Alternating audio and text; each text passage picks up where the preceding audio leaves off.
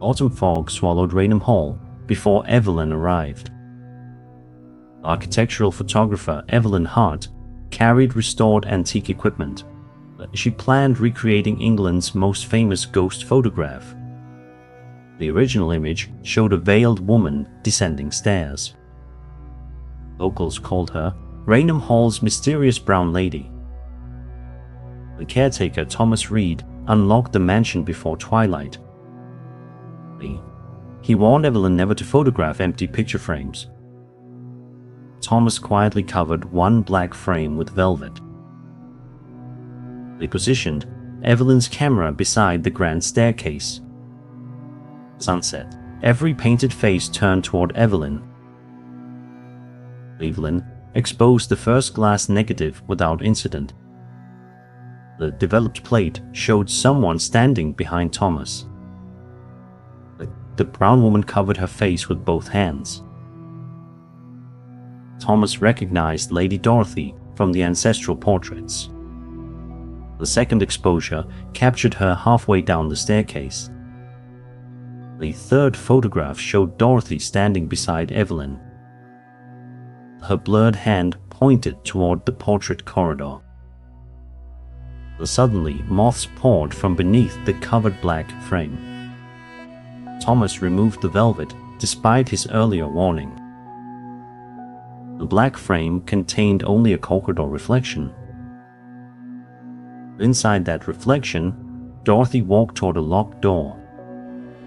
Evelyn followed, while carrying her camera and flash. The portrait corridor stretched farther than Raynham's exterior walls. Several paintings displayed guests who had recently vanished. One empty frame whispered Evelyn's full childhood address. She photographed it, revealing a hidden nursery doorway. Thomas's oldest key opened the warped wooden lock. The bed contained letters tied with brown ribbon. The other held a small portrait without any face. Dorothy appeared between beds, silently touching the letters. Evelyn opened the earliest letter dated 1726. Dorothy described imprisonment ordered by her jealous husband. Lord Charles Townshend forbade every visitor and servant. Another letter mentioned Dorothy's younger sister Margaret secretly. Margaret had entered Raynham disguised as a maid. As she planned, helping Dorothy escape through the portrait gallery. Charles discovered them before the escape night arrived. He commissioned 5 glass portraits from an occult painter. Each portrait could imprison one witness in memory. Charles trapped Margaret inside the first unfinished image. He erased Dorothy's face from every family painting. Death became a rumor nobody could verify.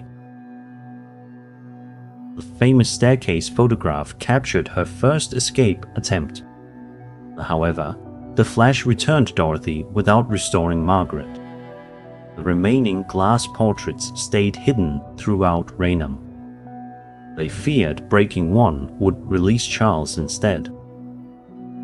Dorothy pointed toward 5 moths resting upon Evelyn's camera. The reflections showed 5 concealed glass negatives nearby. Before searching, the mansion's front doors locked themselves.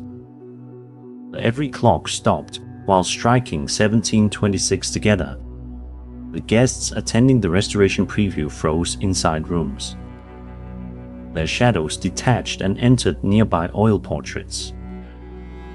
Lord Charles emerged from the covered black frame. His porcelain mask reflected no features or light. He carried a bottomless frame around his left arm. Dorothy retreated because Charles could still command her portrait. Thomas led Evelyn toward the mansion's concealed darkroom. They found the first negative beneath chemical trays. Margaret's faceless figure moved faintly inside its emulsion. The second negative waited behind the chapel organ. It contained a servant holding Dorothy's final letter. The third rested beneath a false library floorboard. It showed Charles bribing the occult portrait painter. The fourth hung inside a mirror above empty fireplaces. They revealed Dorothy alive after her rumored funeral.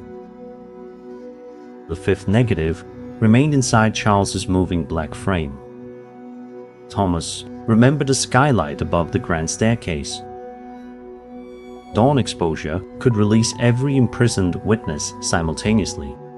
However, carrying each negative transferred its trapped shadow. Evelyn accepted the first three shadows into herself. Her movements began lagging behind her, darker silhouettes. Dorothy guided them through a staircase that kept lengthening. Charles followed inside every portrait lining the walls. His hands reached beyond each wooden frame. Evelyn fired her flash, forcing those hands backward. Landing, Margaret appeared without any face. She held the fifth negative inside her empty portrait. Charles's frame opened beneath her like a black doorway. Dorothy crossed the landing and seized Margaret's hand. For one moment, both sisters shared Dorothy's blurred face. Evelyn photographed them, fixing their separate features permanently. The flash pulled the fifth negative from Charles's frame. All expanded into every ancestral portrait at once. Painted figures began tearing their canvases from inside. Thomas opened the skylight as dawn approached Norfolk. Evelyn arranged 5 negatives across the staircase railing.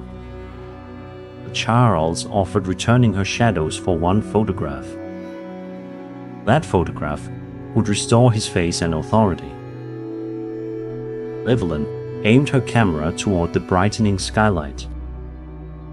Dorothy and Margaret stood behind every glass negative. Thomas uncovered the original famous staircase camera position.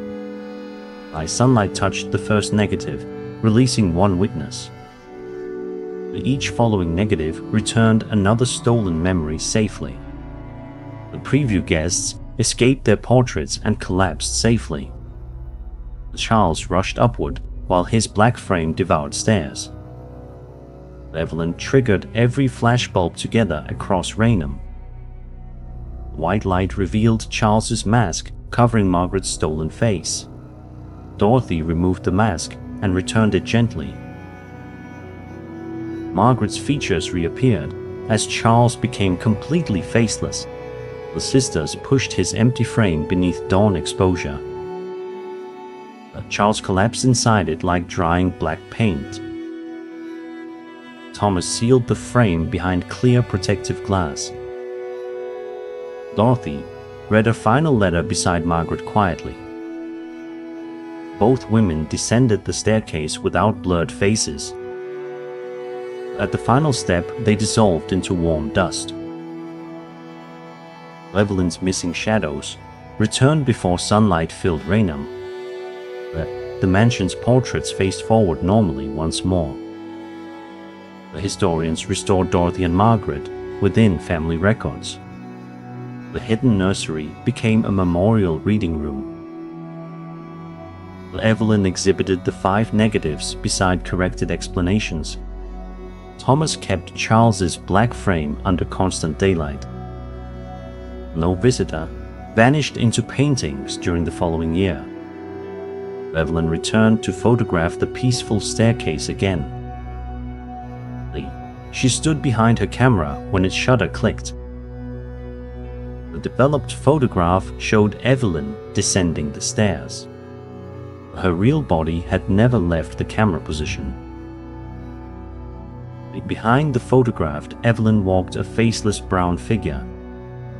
Thomas checked Charles's frame and found it completely empty.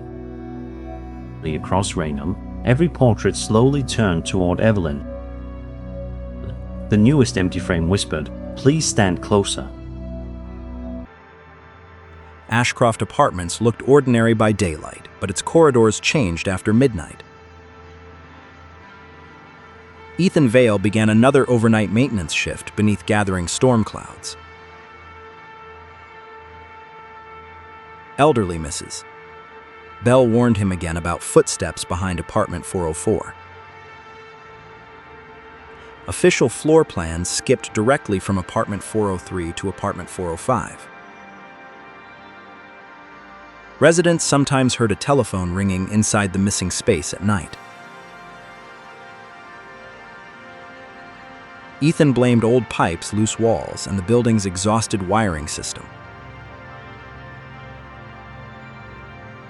At exactly 2:04, every hallway clock stopped without losing power once.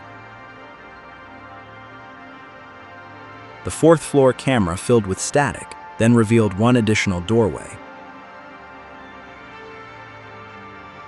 Ethan saw his reflection waiting there before he had even gone upstairs.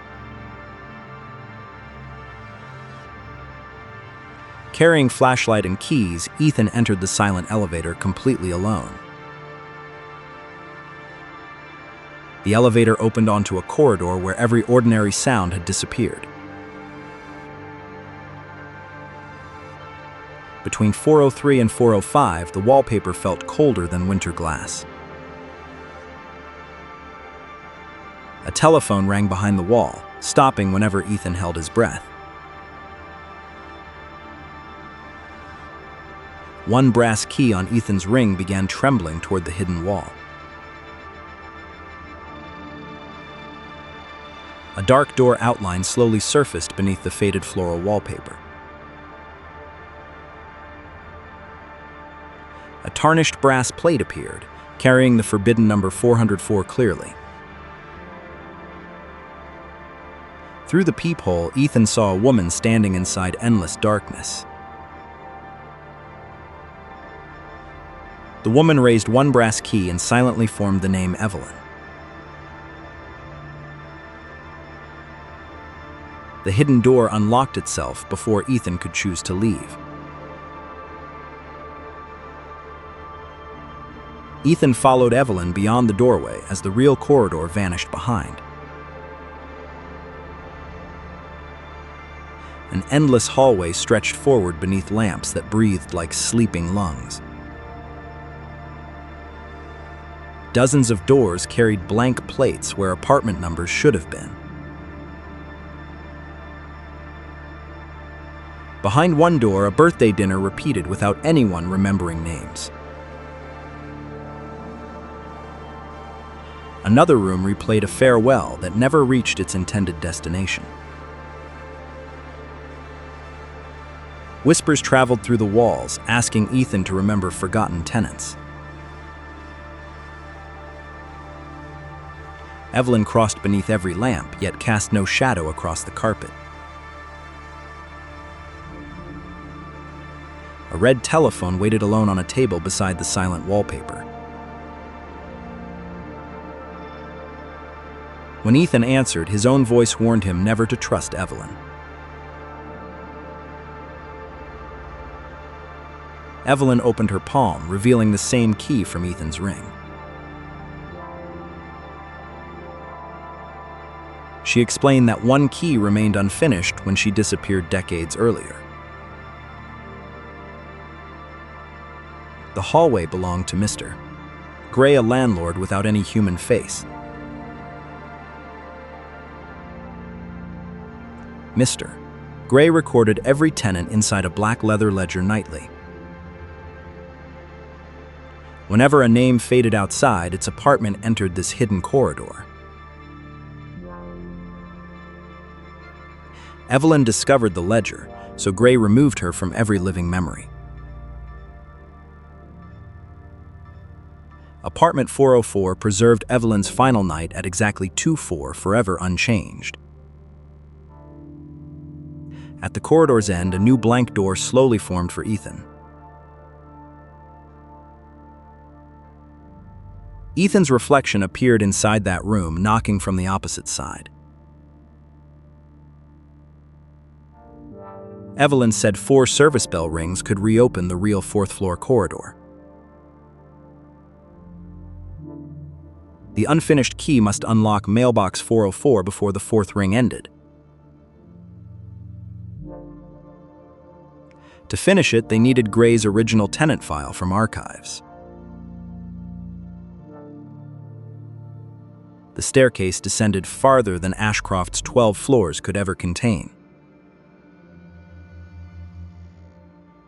Below waited an archive packed with ledgers, keys, and forgotten photographs. Ethan found Evelyn's file, but every page showed another woman's portrait. Only one photograph showed Evelyn beside mailbox 404 holding the unfinished key. Ethan copied the missing pattern onto brass using his maintenance tool. Every ledger opened at once as Mr. Gray entered the archive. Gray's ledger pulled Evelyn's name from the photograph into its pages.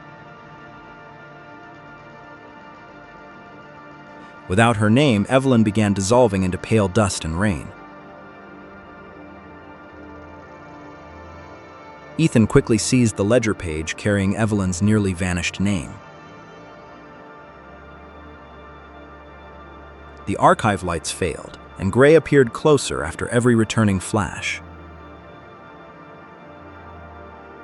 Ethan and Evelyn fled between shelves while forgotten photographs whispered behind them. Every exit became another archive doorway whenever Ethan reached for its handle. Evelyn spotted a real exit reflected inside a cracked standing mirror. They entered the mirror's doorway, while Gray remained trapped outside its reflection. The mirror opened into a forgotten office containing Ashcroft's brass service bell. Ethan rang once, causing every hidden door to tremble throughout the hallway. The second ring restored numbers onto doors belonging to remembered tenants. The third ring awakened trapped residents who opened their doors together. Before the fourth ring, Mr. Gray emerged silently from Ethan's reflection. Gray placed his ledger over the bell, sealing every sound inside.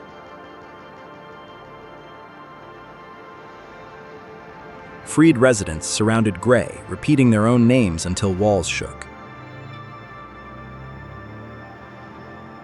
Ethan pressed Evelyn's torn ledger page against the completed brass key. The finished key unlocked Gray's ledger, releasing names trapped across generations. Without stolen names, the endless hallway folded inward like collapsing paper. Ethan and Evelyn ran toward apartment 404 as walls closed behind. Inside 404, every frozen clock restarted and pointed toward the lobby.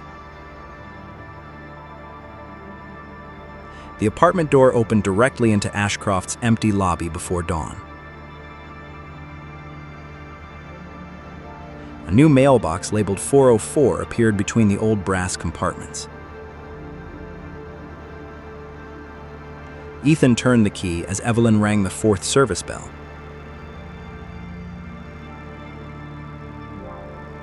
Every released name returned to photographs, records, and living memories upstairs. Evelyn became fully visible as morning light reached her forgotten face. She thanked Ethan, then faded peacefully beside the open mailbox 404. Residents emerged upstairs, suddenly remembering neighbors missing for many forgotten years. Mrs. Bell showed Ethan a staff photograph dated 39 years earlier. Standing beside Evelyn in that photograph was Ethan wearing his current uniform. The building ledger now listed Ethan as caretaker since 1987 without interruption. Security footage showed Ethan entering 404, but only Evelyn returned downstairs. Another Ethan already sat behind him, calmly holding Gray's black ledger. The seated double raised his head as every facial feature slowly vanished. Upstairs, a new door appeared between 403 and 405, labeled Ethan. Across the world, people have always told stories about spirits, shadows, and things that refuse to disappear. Some legends are born from grief, while others grow from fear.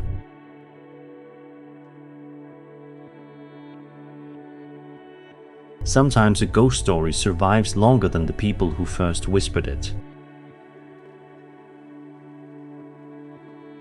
Tonight we travel through some of the most famous ghost stories in the world. Not to prove they are real, but to understand why they never disappear. Our first story begins in Europe, where castles and cold corridors have long been filled with mystery. There, people whisper about a white figure that appears and vanishes as if it were never there. It's the legend of the White Lady, one of Europe's most famous ghosts. From France to Germany and beyond, the figure appears in many different versions. Yet they almost always share the same themes: sorrow, waiting, and a silent warning. Many versions say the White Lady is the spirit of a woman who died in grief. Some say she was betrayed, some say she lost the one she loved, and others say she was trapped inside the castle. People believe she often appeared before major family tragedies or dramatic events. That is why the White Lady became more than a ghost, she became an omen. Whether real or not, her presence made every castle corridor feel more haunted. Leaving Europe, we travel to Mexico, where a cry in the night has haunted generations. They call her La Llorona, the weeping woman.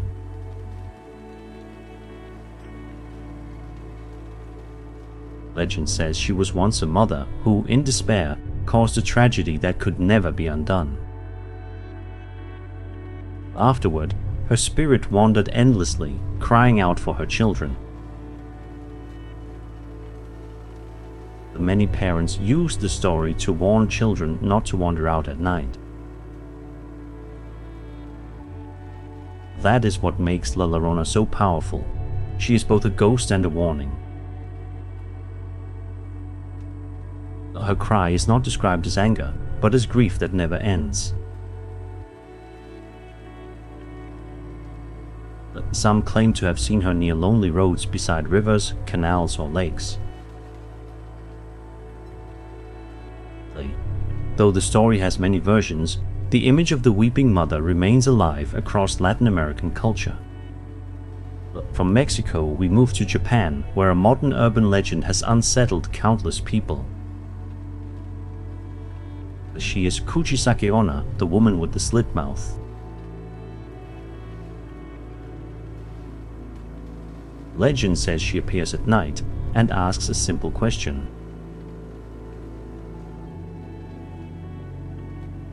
Am I beautiful is the question that begins the horror.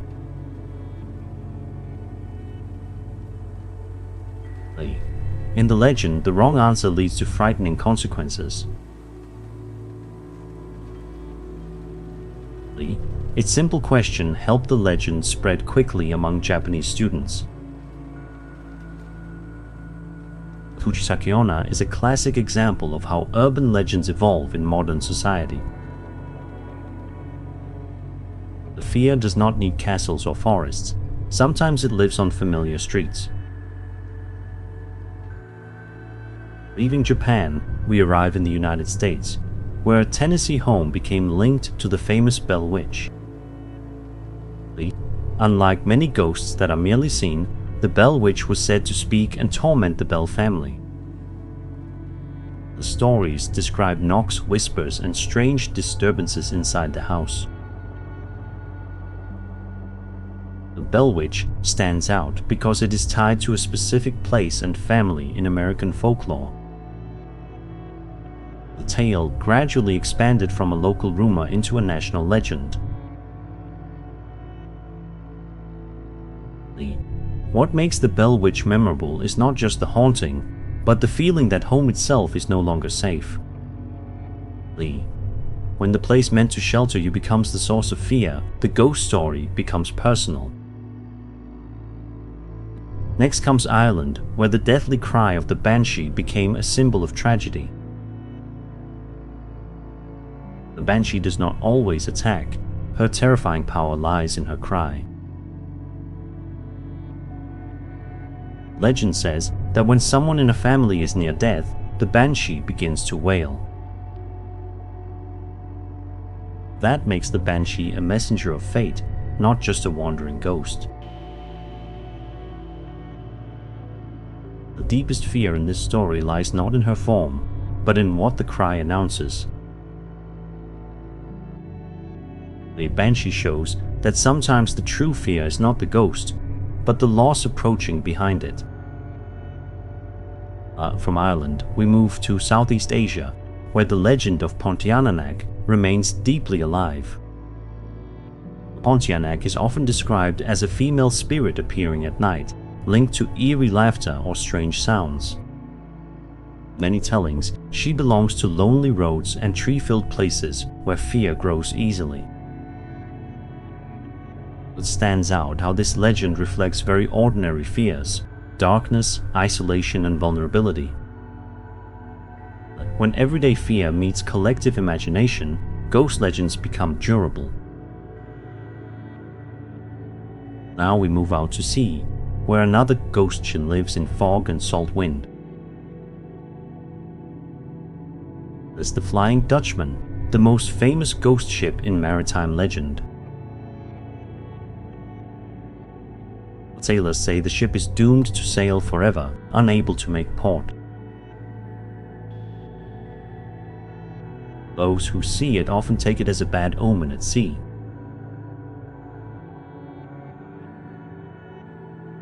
Unlike ghosts tied to homes or families, the Flying Dutchman belongs to the fear of the sea. It represents the feeling that the sea follows its own laws, beyond human control.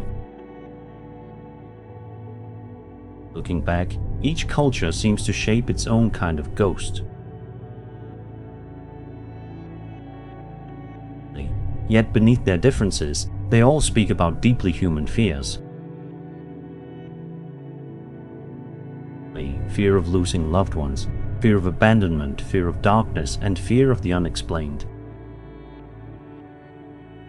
Because they touch real emotions, ghost stories survive across generations. Many ghost stories also function as warnings or moral lessons.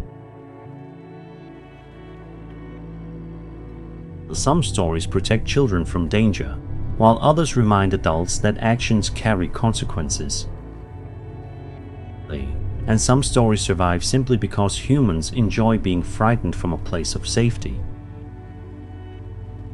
The more mysterious and unprovable a tale is, the more room imagination has to fill the gaps. That is why each generation retells the same story in a slightly different way. Famous ghost stories do not have to be real to have real influence. They travel into books, films, television, and even modern online rumors. Whatever the format, they still perform an old function, making us pause and wonder what hides in the dark. Perhaps the true fascination of ghost stories lies not in the ghost, but in the darkness inside us. They reflect what we fear, what we regret, and what we cannot control. That is why a famous ghost story often behaves more like a mirror than a monster. The longer we look, the more it reveals about us and the world around us.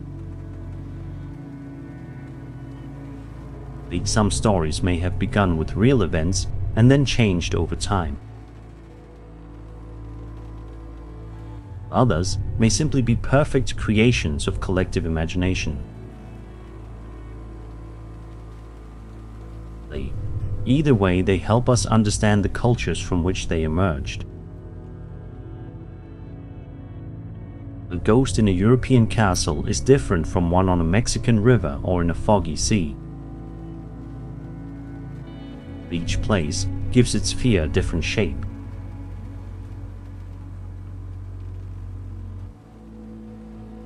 And perhaps that is why ghost stories never truly disappear. As long as humans still fear, regret, and wonder, whispers will remain in the dark. And somewhere, perhaps right now, a new ghost story is already being told. Winter lightning struck Red River Farm without thunder. The abandoned Tennessee house reopened as a local museum. The workers heard scratching voices inside freshly painted walls. Each voice correctly named whoever touched the staircase. One carpenter vanished after answering 3 whispered questions. His boots remained neatly placed beside the cellar door. Sound engineer Jonah Price arrived with specialized recording equipment. Archivist Clara Bell carried the property's original iron key. Her family had avoided this land for generations. Jonah placed microphones across ceilings, floors, and chimneys. At midnight, 4 knocks sounded beneath Jonah's chair. He knocked twice, testing whether something could answer. The walls returned 2 knocks from every room. Ara asked whether the missing carpenter remained alive. A woman's voice whispered, "Not where clocks can follow." Jonah's monitors displayed sound waves shaped like handwriting. The pattern repeatedly formed Clara's forgotten childhood nickname. Clara remembered her grandmother forbidding that name after sunset. Another voice began predicting objects moments before falling. Lamp shattered exactly when the whisper reached 0. Jonah muted every microphone, but predictions continued clearly. The sound now emerged directly from Clara's leather satchel. Inside, her family key vibrated against sealed documents. The key opened a panel hidden beneath wallpaper. Behind it waited narrow stairs descending into darkness.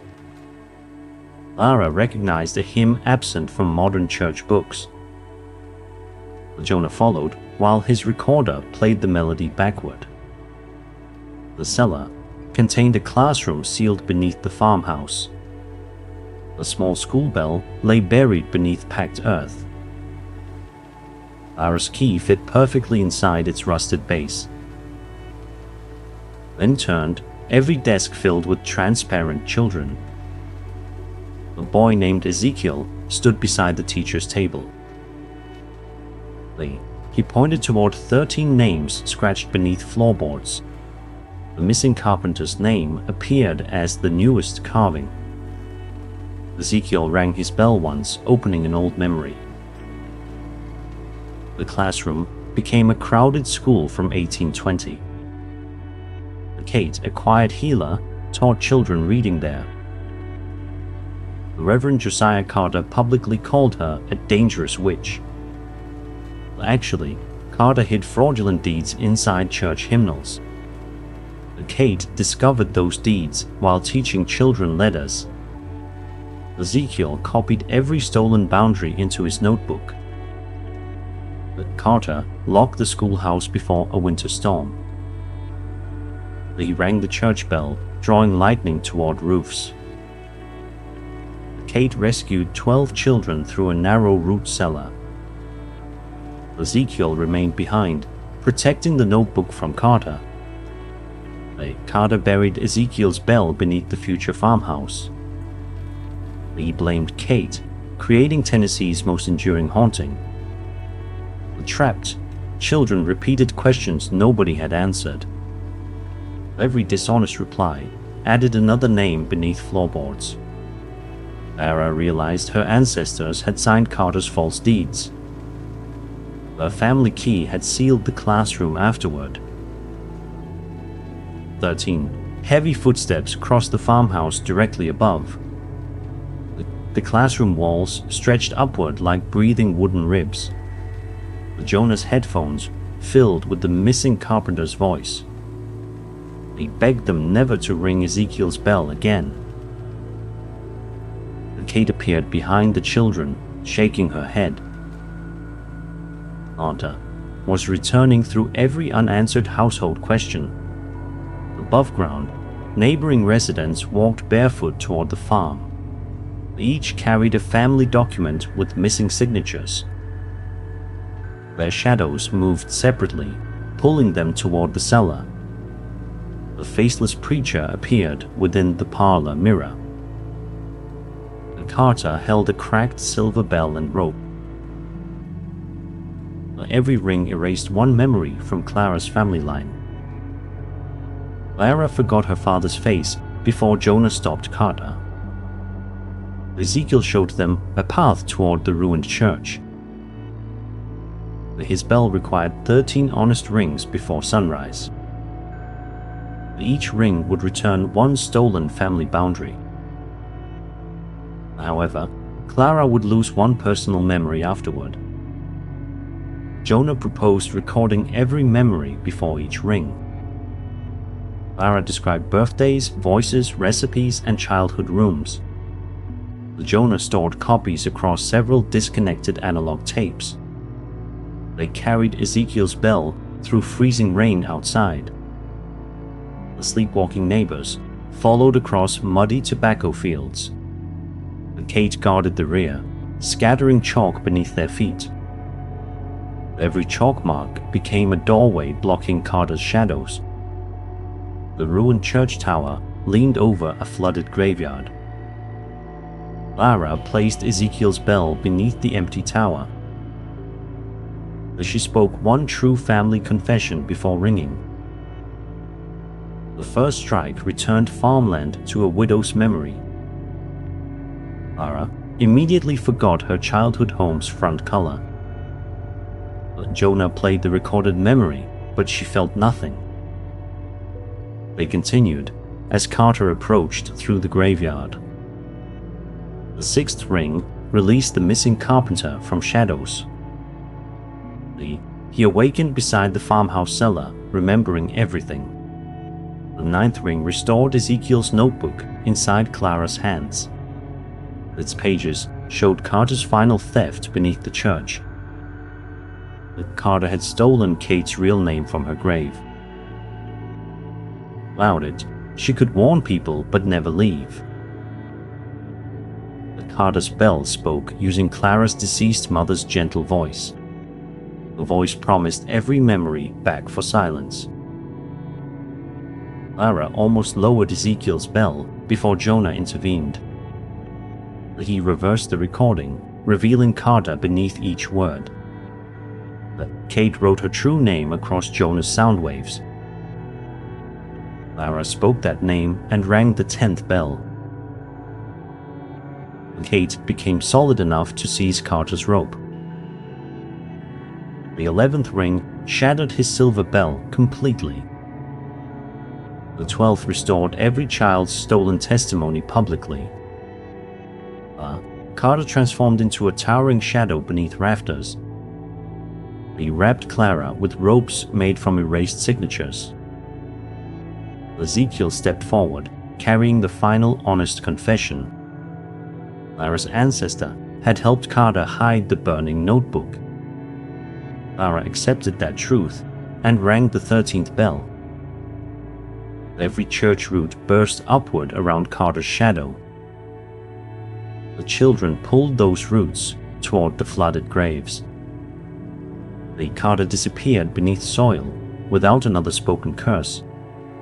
Lead recovered her name and embraced Ezekiel silently. Both spirits faded as sunrise crossed the broken tower. The sleepwalking neighbors awakened, holding restored property deeds. Lara remembered justice, though many personal details remained absent. Red River Farm became a truthful historical museum.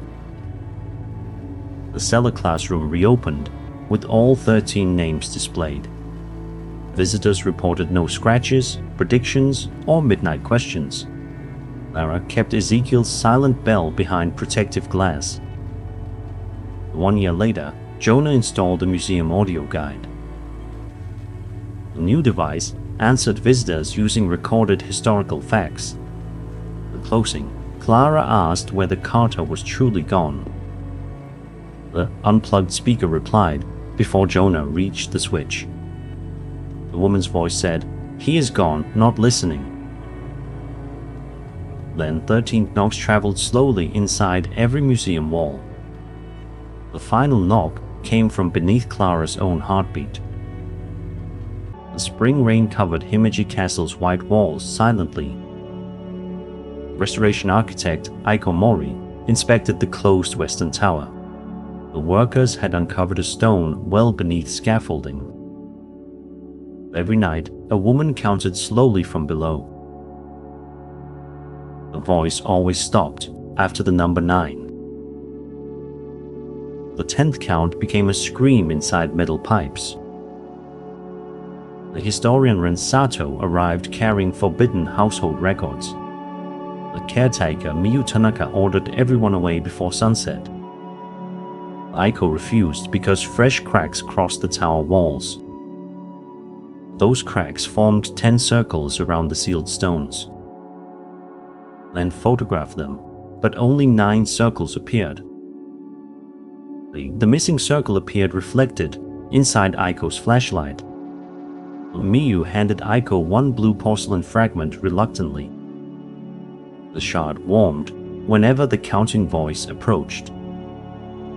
After midnight, the western tower locked every exit. Nightingale floors chirped, despite nobody crossing the corridor. Aiko followed the sequence toward the sealed well. Then noticed wet footprints circling them without bodies. A pale hand emerged from the well's stone cover. It placed a second shard beside Aiko's boot. The cover split open before anyone touched it. Aiko lowered a camera through the dark opening. The screen showed a woman standing behind them. When they turned, only long black hair remained. Miyu finally called the spirit Okiku by name. A rope ladder unfolded itself inside the well. Aiko descended first, while Ren guarded both porcelain shards. The shaft opened into forgotten servants' quarters below. 9 white plates rested upon a long black table. Every plate reflected a different frightened servant inside. Okiku appeared beside an empty 10th place setting. She counted the plates, then pointed beyond kitchen walls. The hidden passage opened behind shelves of lacquer bowls. A mural depicted Lord Aoyama stealing a porcelain plate. Another showed Okiku protecting documents beneath serving trays. Len realized the famous broken plate story was incomplete. The 10 plates once concealed maps of emergency tunnels. Aoyama planned selling those tunnels during an approaching siege. Okiku discovered his betrayal while cleaning the treasury. Each servant hid one memory inside a porcelain plate. Aoyama recovered 9 plates and accused Okiku publicly. Okiku refused, protecting workers trapped beyond the tunnels. Aoyama threw her into the well beneath moonlight. He burned the 10th plate inside a hidden kiln. Its unfinished memory trapped Okiku between 9 counts. Every retelling blamed her carelessness instead of Aoyama's treason. The Miyu's family preserved fragments removed before the firing. The 9 table plates began rotating without being touched. Their reflections changed into present-day castle visitors there. Above, tourists stood frozen behind closed paper screens. Their shadows bowed toward an approaching armored figure. Oyama entered wearing a blank white no mask. He struck the floor, and every plate stopped. Aiko's flashlight displayed 10 years disappearing from her face. Lens camera captured him kneeling before Oyama obediently. Okiku lifted one plate, releasing a servant's memory. The memory showed a kiln hidden beneath moon stairs. Only reconstructed porcelain could finish the 10th testimony. They needed all 9 memories before rebuilding it. Aoyama sent living armor through the servants' quarters. Each plate opened a different corridor through castle history. The first revealed builders hiding wages inside ceiling beams. The second exposed guards selling gate schedules to enemies. The third showed Aoyama poisoning the castle's chief accountant. The fourth remembered Okiku guiding workers through smoke. The fifth opened a mirror corridor without reflections. Aiko saw herself trapped forever behind one mirror. Her reflected double begged her to abandon restoration work. Aiko broke the illusion, using her wooden measuring ruler. The 6th plate led them through a tea room. Ren discovered a book offering worldwide scholarly recognition. Every page credited him for exposing Okiku's supposed guilt. He closed it before his photographed future could bow. The 7th plate unlocked stairs carved with moon phases. The 8th revealed the kiln chamber beneath white foundations. The 9th showed Oyama hiding surviving fragments there. Armored shadows surrounded them before reaching the chamber. Okiku counted slowly, freezing 1 shadow per number. At 9, the remaining armor continued advancing steadily. Aiko shouted 10, and the armor briefly shattered. A voice opened the kiln chamber's bronze doors. Inside, blue flames circled a mound of porcelain ashes. The 2 preserved shards pulled fragments from those ashes, then arranged them while Miyu controlled the kiln vents. Aiko painted missing tunnel lines using mineral glaze. Aoyama appeared behind Okiku, lifting his iron fan. He promised Aiko complete control over Himeji's restoration. But she refused and placed the unfinished plate inside flames. The kiln demanded 1 living memory as final fuel. Miyu offered her family centuries of fearful silence. Blue fire consumed that silence without harming her. The 10th plate emerged, carrying Okiku's complete testimony. The images spread across every paper screen above ground instantly. Visitors witnessed Aoyama's theft, betrayal, and false accusation.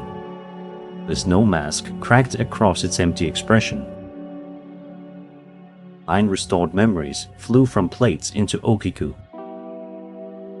She counted once more, finally reaching the 10th number. The sound opened every emergency tunnel within Himeji. Aoyama's armor collapsed into lacquer fragments and red cords.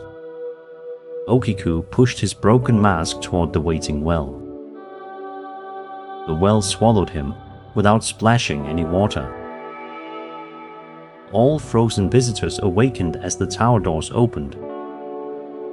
Okiku placed 10 plates upon the servants' table. 10 transparent workers appeared and bowed beside her. Together they walked through a moonlit emergency tunnel. Their figures faded before reaching the bright courtyard. Morning rain stopped across Himeji's white-tiled roofs.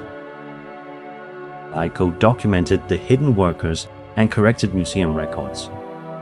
Len published evidence without blaming Okiku's broken plate. Miyu opened the Western Tower for guided remembrance. The restored plates remained inside a protected dark gallery. Nobody heard counting from the well for months. Aiko returned alone during the following spring inspection. 10 plates stood exactly where she had left them. Her flashlight reflected an additional circle behind the display. A new white plate rested beneath the gallery floor.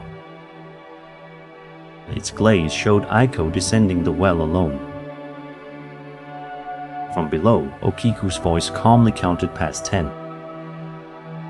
The 11th answer rose using Aiko's own voice. The Western Tower locked again, before sunrise arrived. On his first night in apartment 6B, Aaron heard footsteps directly above the ceiling. The strange part was that his apartment was on the top floor.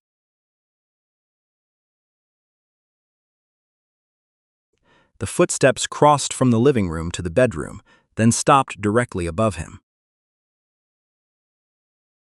3 knocks sounded from above, slow and deliberate like a greeting. Aaron knocked back once, hoping to prove it was only old plumbing.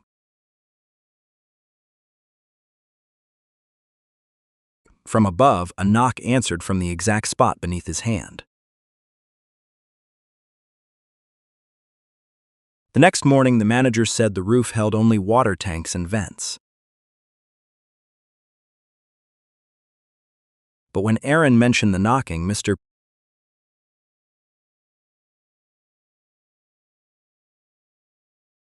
Vale's smile disappeared.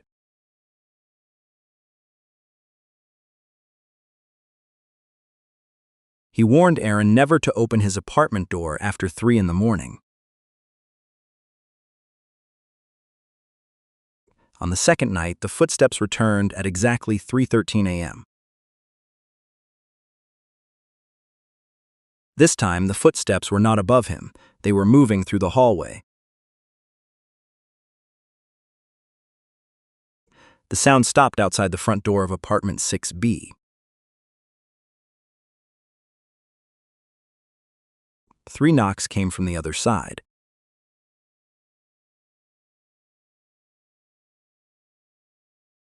Then a child's voice called Aaron by name.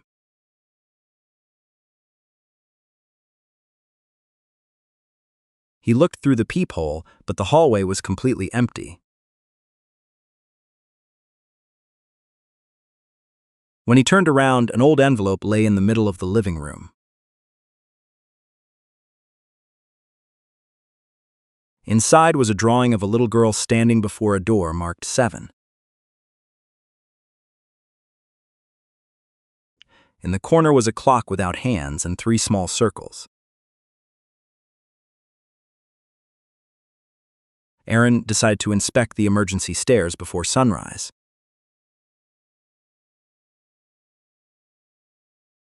At the end of the 6th floor stairs, he found a new flight leading upward.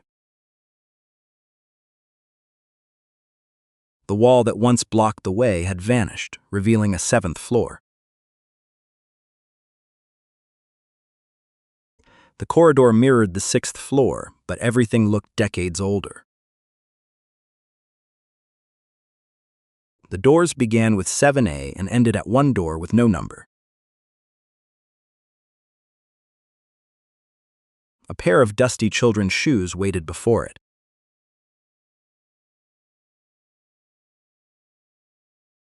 Three knocks came from inside, identical to those above his ceiling.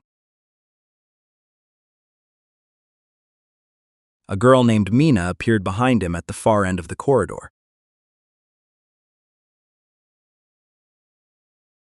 She told him never to answer the third set of knocks.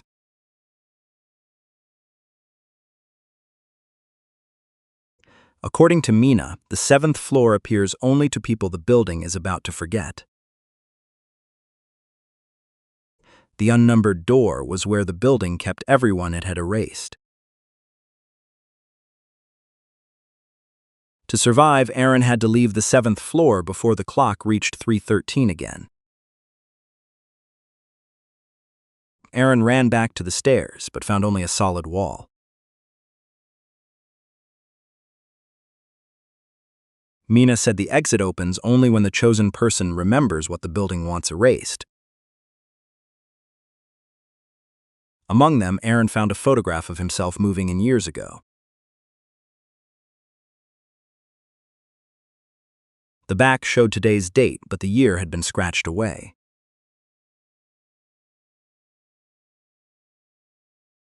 Vale appeared at the far end carrying a ring of black keys.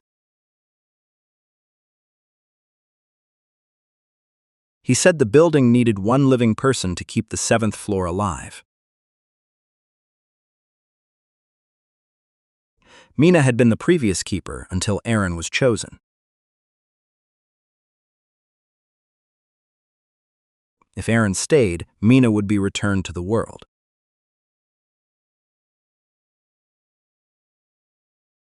Mina warned Aaron not to believe him. The building had never returned anyone. The unnumbered door began opening from within.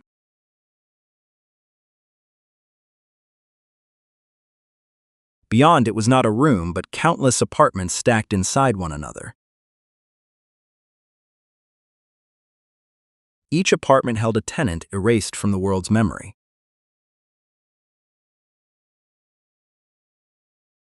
Aaron saw his mother inside one room, even though she was still alive.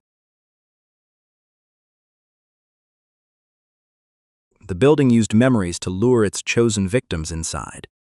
Vale locked the corridor door behind them.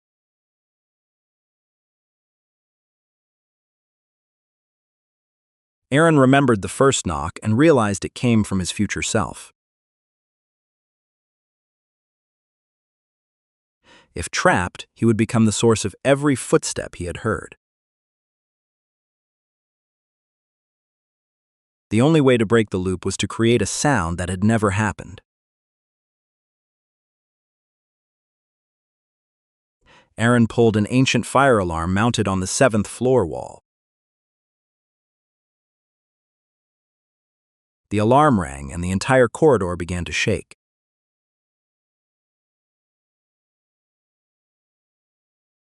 The erased tenant stepped out and finally saw Mr. The ring of black keys began cracking in his hand.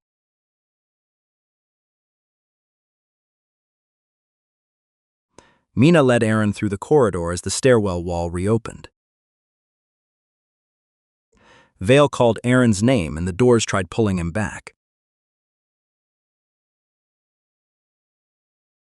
Aaron covered his ears and focused only on the fire alarm.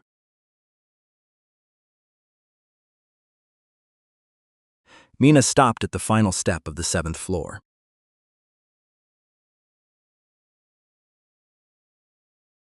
She could not cross because her name had been erased for too long. Aaron wrote Mina's name on the old drawing using ink from his pen. The drawing became proof that the world still remembered her.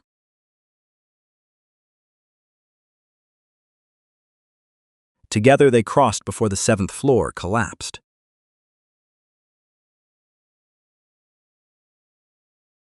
They returned to the 6th floor as the clock changed to 3:14. Mina now looked like an ordinary girl, no longer transparent. But Aaron's key no longer opened apartment 6B.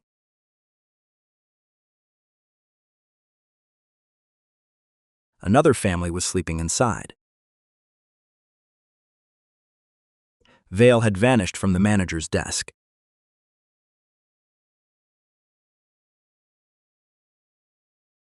The building records contained neither Aaron nor Mina.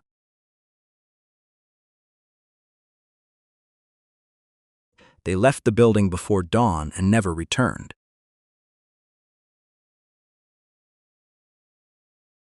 Aaron helped Mina find the family that had believed her missing for years.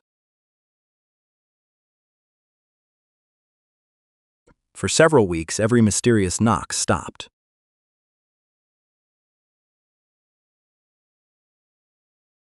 Then one night, Aaron heard 3 knocks from inside the wardrobe.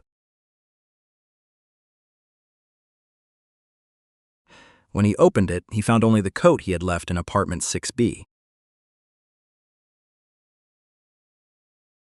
Inside the pocket was one of Mr. Vale's black keys.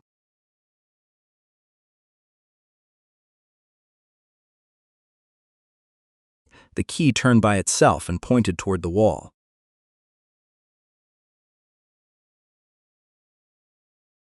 The outline of a door began appearing on the wall.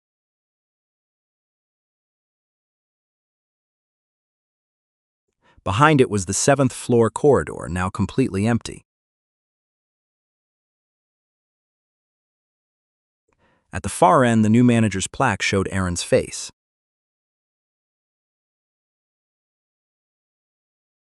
Mina realized the building had not been destroyed. It had only chosen a new keeper. Aaron threw the key into the corridor and slammed the door shut.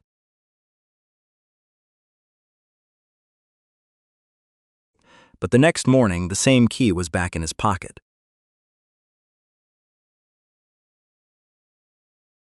And elsewhere in the city, someone began hearing footsteps above the ceiling.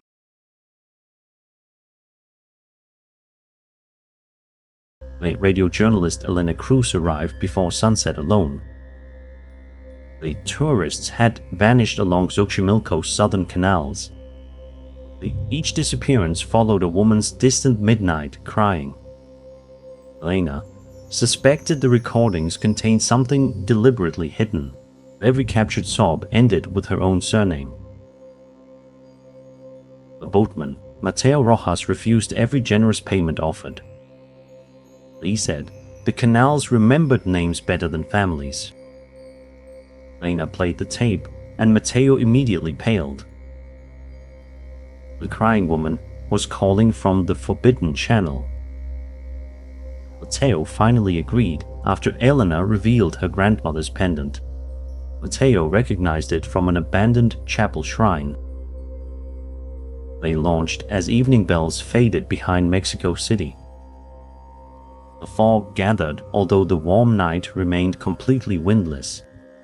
Their lantern reflected twice across the motionless black water. The second reflection moved before Mateo raised his pole. Elena's recorder captured footsteps beneath the wooden boat. A white figure appeared between curtains of reeds. She carried 2 folded paper boats against her chest. Lucia raised one hand, warning them away silently. Then, a child's laugh sounded beyond her shoulder. Elena saw a small boat drifting without passengers. The missing tourists' belongings floated beneath the empty seats. Lucia vanished when a distant bronze bell rang. The canal narrowed toward an island absent from maps. The ruined chapel leaned above roots and dark water. Elena's pendant pulled toward the chapel like magnetized silver. Those prints ended before a dry stone baptism basin. Water suddenly filled it without spilling over edges. The surface showed children sleeping inside drifting boats. Among them, Elena recognized her missing younger cousin. He had disappeared near these canals 18 years earlier. Lucia peered behind Elena, weeping without moving lips. Her tears became silver threads leading beneath the chapel. Mateo uncovered a trapdoor sealed by river mud. Below weighted shelves packed with rusted name plaques. One plaque carried Elena's grandmother's secret childhood nickname. Lamp ignited, revealing elderly Sister Inez nearby. Linus explained Lucia never drowned her own children. That accusation protected a colonial magistrate named Alvarado. He erased indigenous children from baptism and property records. Families without recorded names lost land and legal protection. Liza secretly copied every stolen identity onto silver bells.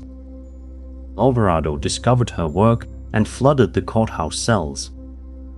He imprisoned witnesses, including Lucia's 2 young sons. Lucia entered the flood trying desperately to save them.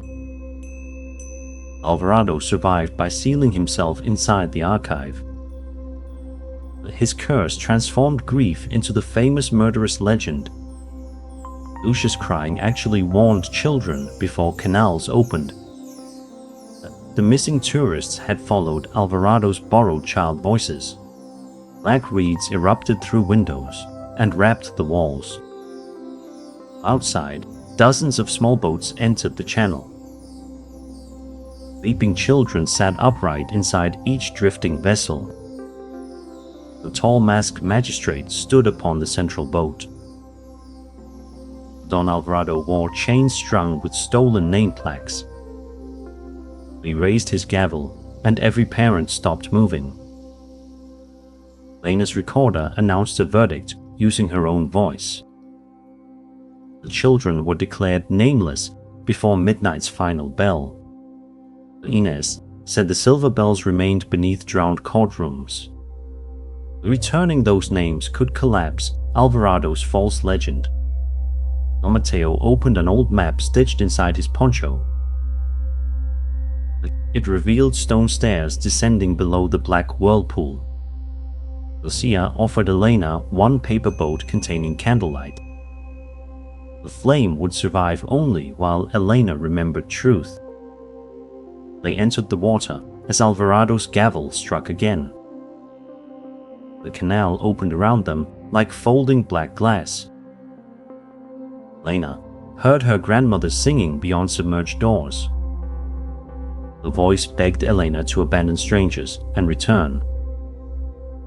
She answered with Lucia's true history instead of following.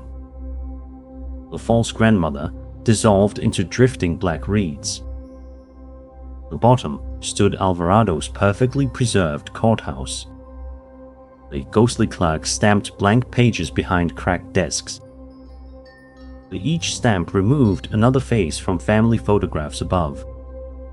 Mateo found the tourists seated inside witness benches. Their eyes remained open, but their memories were absent.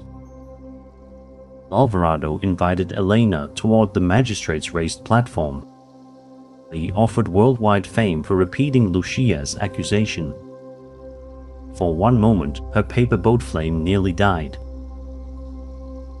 Lucia placed both paper boats beside the prisoners. They unfolded into memories of her frightened sons. Elena rejected Alvarado and smashed the speaking recorder. Without her voice, his courtroom lights flickered violently. Mateo struck the hanging chains with his wooden pole. Hundreds of stolen plaques scattered across the flooded floor. Lace located the first silver bell beneath records. Elena rang it while speaking the engraved name clearly. The once sleeping child awakened inside the canal above. They rang bell after bell through rising darkness. Every sound restored a face within forgotten photographs. Alvarado's brass mask cracked beneath the returning names. Lucia found 2 final bells tangled around his neck. They carried her sons' names and unfinished lullabies. She rang both bells and the courthouse doors opened. The tourists remembered themselves and fled toward the stairs. Elena placed her grandmother's pendant inside his broken mask. The river lily burned brighter than the courtroom lamps. Alvarado collapsed into blank plaques and rotting black reeds. Lucia carried her son's memories through the open doorway. The courthouse folded inward as water reclaimed every chamber. Lena, Mateo, and Ines reached the chapel before dawn. Awakened children returned aboard boats, guided by white lilies. Their parents remembered every missing name at once. The 3 tourists emerged confused but completely unharmed. Lucia stood across the water without crying anymore. She released 2 paper boats beneath the brightening sky. Both boats became boys running toward her silhouette.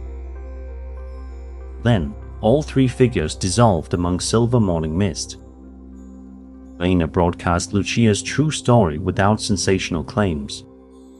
Officials restored erased names inside local historical records. Mateo reopened the southern channel only during daylight. Ines placed the recovered bells within the chapel shrine. Lena kept one silent tape inside her apartment drawer. Later, heavy fog covered Mexico City unexpectedly.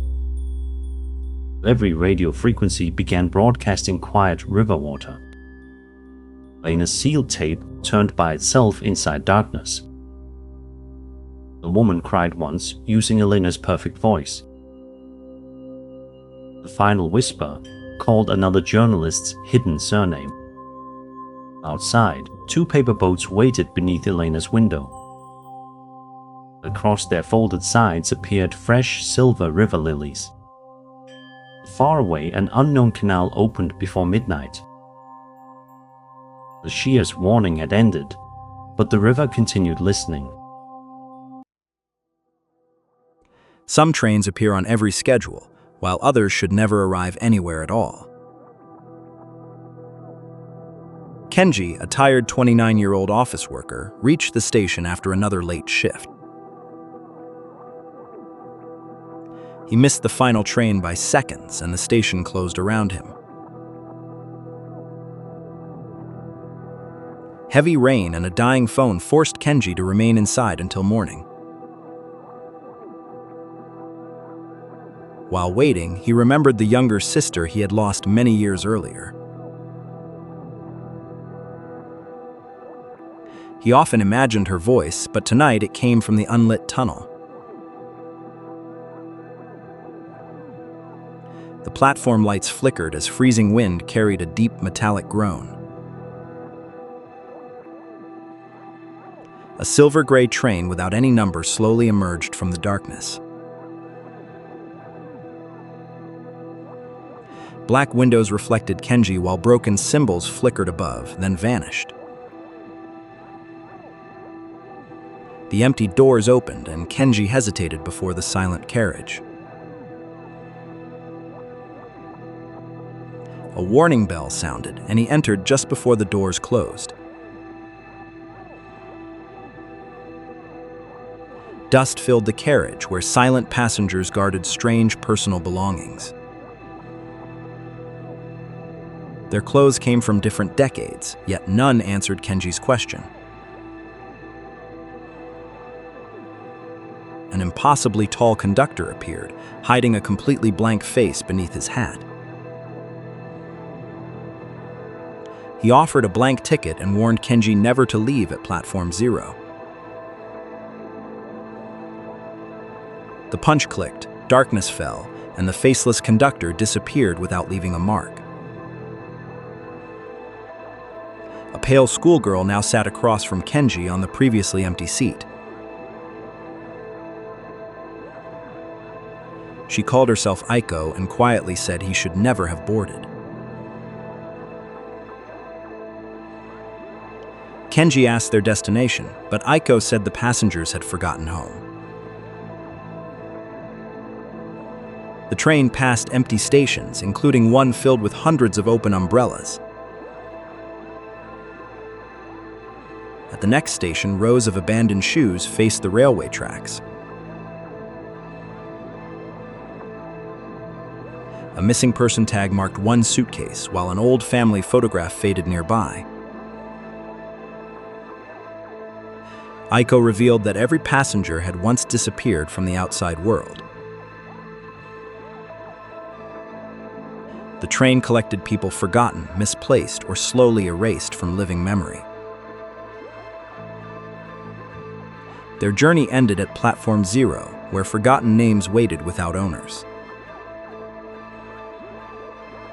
Flickering glass reflected Kenji's sister, smiling and calling him exactly as before.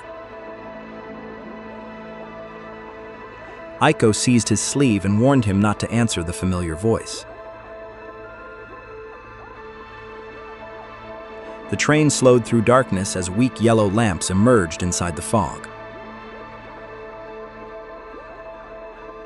Handless clocks watched as the doors opened before mountains of abandoned luggage.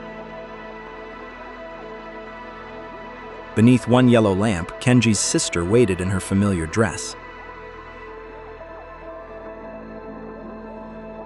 She claimed she had waited for years and begged him to step outside. Kenji knew she might be false, yet grief pulled him from the carriage. As the doors closed, his sister dissolved into pale golden smoke before him. Aiko followed him down while the ghost train slowly departed into darkness. She said Kenji must recover his name before the train returned or be forgotten. The conductor's punch echoed behind them, and each flicker brought him closer. Kenji and Aiko fled into a maze of corridors beneath the station. Fading portraits covered the walls, while locked rooms whispered names of lost loved ones. Aiko led Kenji into a luggage archive larger than the entire station. Every suitcase preserved one final fragment of somebody the world had forgotten. Kenji searched thousands of white tags, yet none of them carried his name. While they searched, Aiko remembered running away from home after an argument. Her family vanished from reach, and Platform 0 completed the world's forgetting.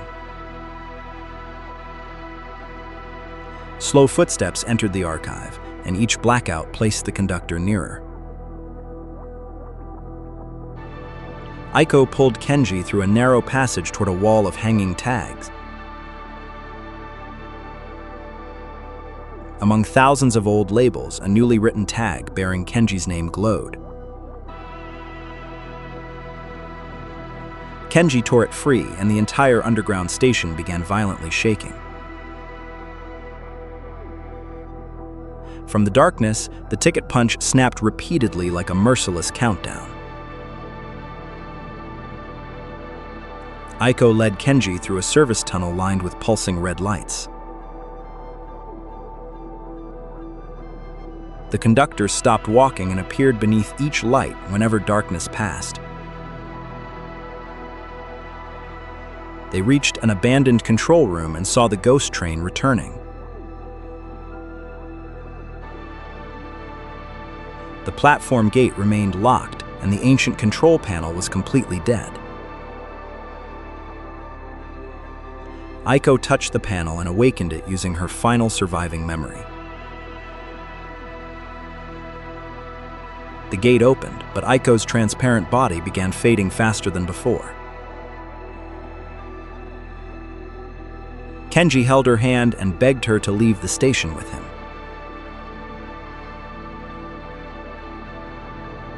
Aiko showed him a blank tag where every trace of her name had vanished.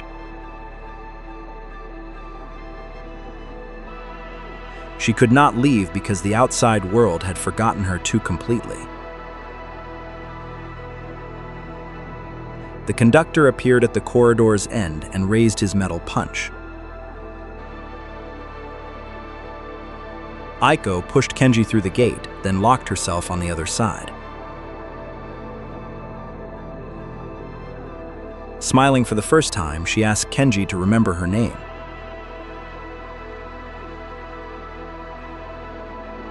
The doors opened and Kenji entered as every station light suddenly died.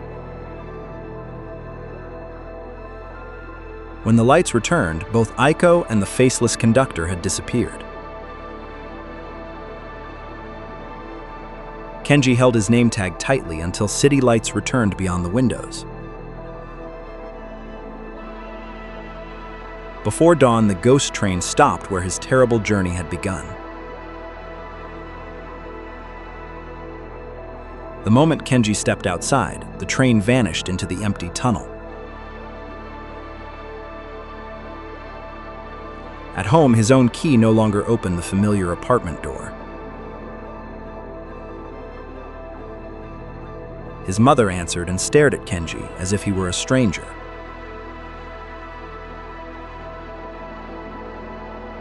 At work, his identification failed, and another employee occupied his desk.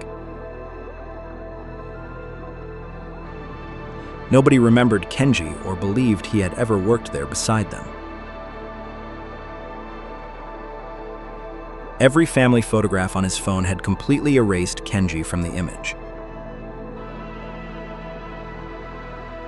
Only one childhood picture remained, with Aiko now standing behind the siblings.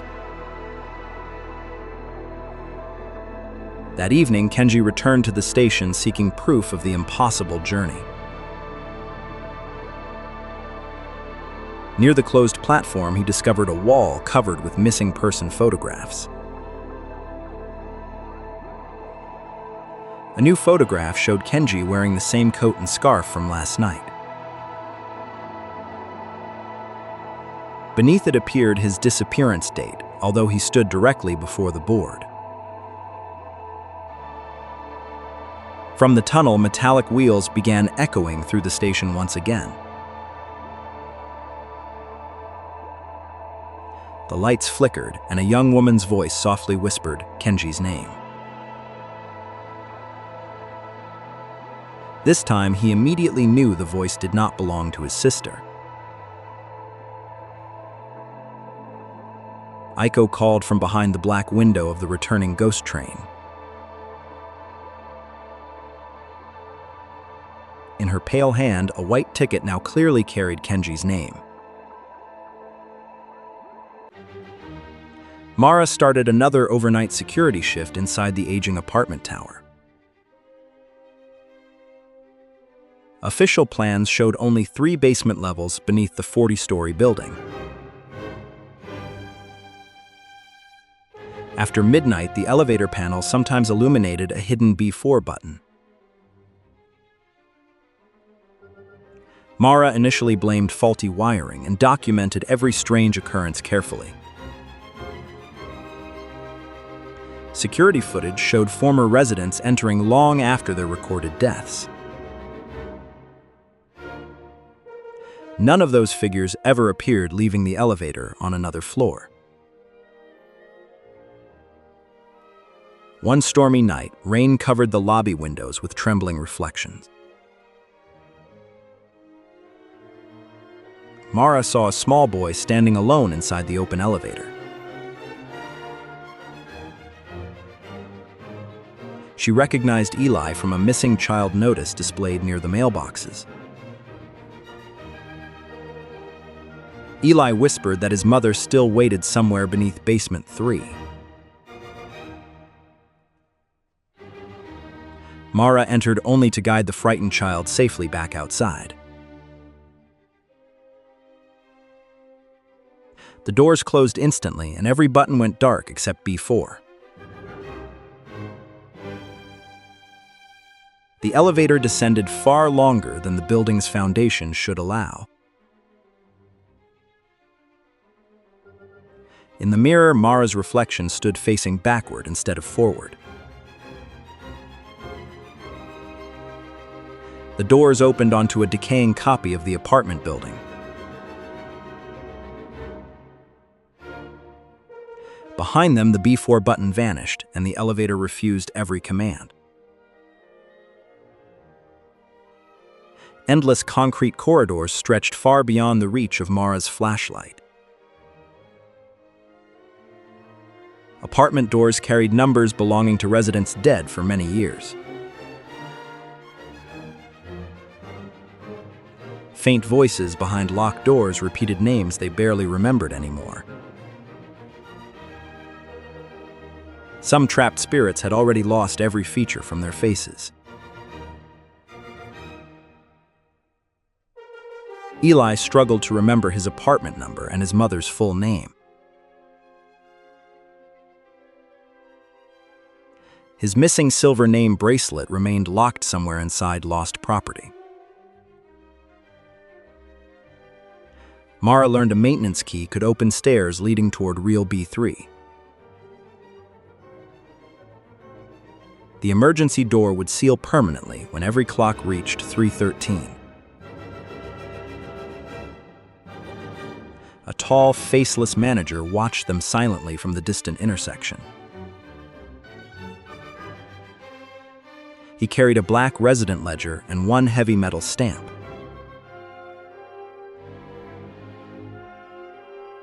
Each stamped name vanished from photographs, records, and living memories above. The manager never ran, yet every blackout brought him mysteriously closer. Mara and Eli crossed a flooded hallway where footsteps moved beneath water. Empty washing machines began turning together without electricity or human hands. Wet clothes inside briefly formed human shapes before collapsing into silence. One apartment remained prepared for a family that never returned home. A woman resembling Eli's mother waited there beneath warm golden light. Mara noticed the woman cast no reflection across the kitchen window. The false mother repeated one sentence without changing expression or breathing. Mara pulled Eli away before the apartment door sealed behind them. They discovered a hidden surveillance room filled with flickering CRT monitors. Every monitor shows a residents entering elevators during different forgotten decades. One screen displayed Mara standing alone inside the B4 elevator cabin. Another monitor revealed the manager already standing behind the camera room. The lights failed and one metal stamp echoed through complete darkness. Mara's identification card began slowly losing letters beneath the emergency lights. They raced toward lost property as red emergency lights flashed overhead. Lost property contained keys, photographs, toys, shoes, bracelets, and forgotten identities. Thousands of bracelets hung from wires like names waiting for owners. Eli finally found his silver bracelet beneath a faded childhood photograph. When Eli fastened it, painful memories returned across his transparent face. He remembered his mother had died years before his own disappearance. Mara found the maintenance key inside the manager's locked filing drawer. Beside it, the ledger already contained Mara's slowly fading handwritten name. Measured footsteps approached slowly while the manager's shadow crossed every doorway. Mara grabbed the ledger, key, and Eli before the lights failed again. They followed faded maintenance symbols toward a narrow steel emergency staircase. The steel door opened once, accepting only one fully remembered identity. Eli crossed first while Mara's name continued disappearing from the ledger. The door slammed shut before Mara could follow him into safety. Eli pressed his bracelet against the lock and called Mara's name. His voice restored Mara's fading name long enough to reopen the door. The manager appeared behind Mara, raising the heavy stamp above her name. Mara crossed through, and both climbed the stairs as darkness followed.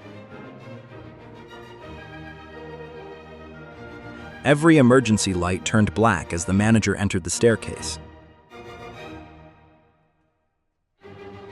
At exactly 3:13, the elevator doors opened above the final stair. The manager stamped Mara's name exactly as the elevator doors closed. The elevator rose violently while B4's yellow lights vanished beneath them. The doors opened upstairs, but Eli had vanished without saying goodbye. Only Eli's silver bracelet remained afterward inside Mara's trembling right hand. Mara returned to security and immediately reviewed every recorded camera angle.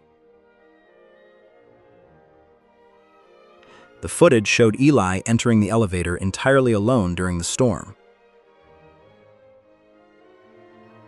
Another camera showed Mara seated motionless throughout the entire impossible journey. She watched herself remain seated while remembering every corridor beneath B4. One monitor displayed B4 despite no camera ever being installed there. On screen, another Mara stood inside the decaying elevator, holding the ledger. Mara's reflection in the office glass slowly rose while she remained seated. The reflection opened Gray's ledger and found Mara's stamped name inside. Eli briefly appeared behind the reflection, pressing one hand against glass. Eli silently pointed toward the ledger as Mara's reflection raised the stamp. The reflected Mara pressed the stamp above her own fading name. A metal stamp echoed through security as every monitor suddenly failed. When power returned, Mara's reflection had vanished from every nearby surface. Only the forbidden monitor remained, showing B4's elevator doors opening again.